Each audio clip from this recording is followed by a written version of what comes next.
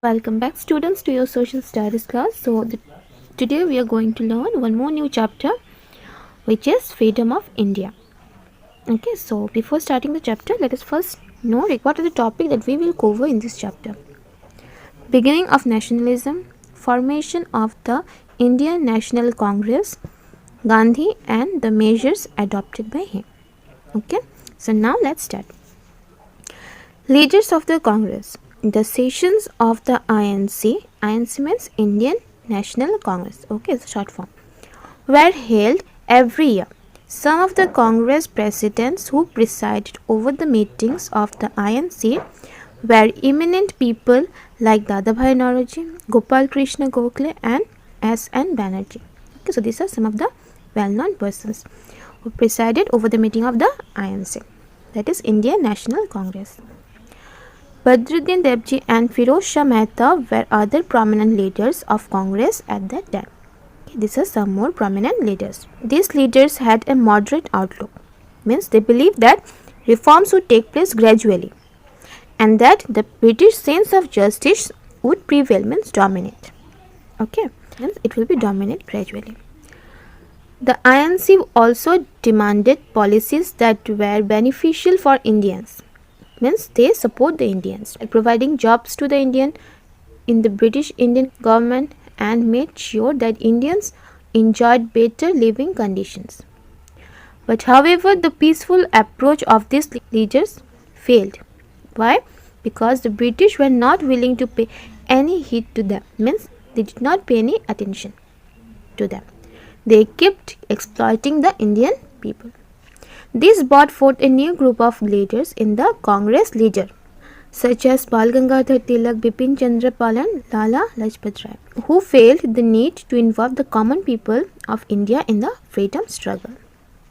Tilak demanded self-rule for the Indians and said, Swaraj is my birthright and I shall have it. These leaders were called extremists, and they feel that common people should also take part in this freedom struggle. Spirit of nationalism.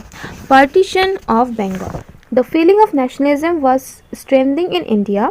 Nationalism is love for the country. This became a source of anxiety for the British and they adopted the policy of divide and rule. As this nationalism feeling arises among the Indians, this creates anxiety. The British were tensed and they adopted the policy of divide and rule. On 20 July 1905, the partition of Bengal was announced by Lord Curzon, who was the Viceroy of India at that time. So one part of Bengal was to have Muslims in a majority and the other was to have a Hindu majority. And this was done so that the unity among the Hindus and the Muslims could be broken. Okay, so this policy they applied. Swadeshi and boycott. Indian people were not happy with the British. After the partition of Bengal, the INC launched the Swadeshi and boycott movement. So in this movement, what happened? People were asked to boycott goods which were made in Britain and buy goods which were made in their own country. So bonfires of British goods, especially clothes, were held in several parts of India. And this movement spread from Bengal to the other parts of the country like Pune, Mumbai and Chennai. A large number of college women participated in this movement. Okay, now the British tried their best to crush the movement by mercilessly beating the protester. So the British used power to crush this movement. Finally, the British reunited Bengal in 1911 because of the continued protest against this unfair partition. Because people were protesting against this partition. Revolutionaries. So they were people who believed that the British rulers should be treated in the same way in which they treated the Indians. Okay, so they believed that the British could be driven away by using force. They were ready to sacrifice their lives for their motherland. Okay, so these revolutionaries were ready to sacrifice their lives and they killed many British officers. But however, most of the revolutionary leaders were punished severely and even put to death. Okay, so British also punished the revolutionaries severely, means very badly. Some of the prominent revolutionaries were Bhagat Singh, Rajguru, Udham Singh, Khodiram Bose, Veer Savarkar, Dev Aurobindo Ghosh, Chandrasekhar Azad, Mustapha Surya Sen, Batukeshwar Datta, and Ajit Singh. Okay, so these are some of the revolutionaries. So the next topic is Gandhiji's childhood. So Mohandas Karamchand Gandhi was born on 2nd October 1869 in Porbandar, Gujarat. And as a child, Gandhiji was very shy and avoided the company of his classmates. Okay, he was very shy type. He was an average student. Gandhiji's books and lessons were his sole companion. So he liked the company of his books and lessons. He never lied either to his teacher or to his schoolmates. So he always followed the path of truth.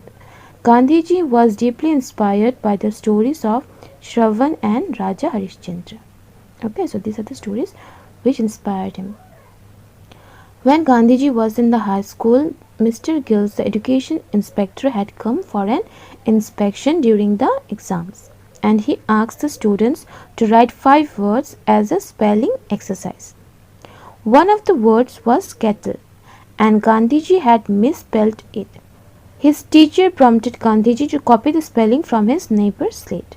Okay, so his teacher told him that copy the spelling from the one who was sitting near him. But Gandhiji did not do so. Everyone got the spellings correct except Gandhiji, because he did not cheat, right? Okay, so next is the First World War. When the First World War broke out in 1914, many Indian soldiers were sent along with the British soldiers to fight the war. Okay, so with the British soldiers, Indian soldiers were also there. In addition, the British government imposed heavy taxation on Indians to recover the losses incurred during the World War. So in order to recover the losses which they faced in the war, the British government imposed means to force a deal, okay, or rule on someone, heavy taxations on the Indians. The British continued with their strategy of divide and rule, which was based on religious line. Okay, this led to the formation of the Muslim League in 1906. So the next topic is the coming of Mahatma. So this topic we will discuss in our next video. Okay, so please go through both the videos. Okay, thank you.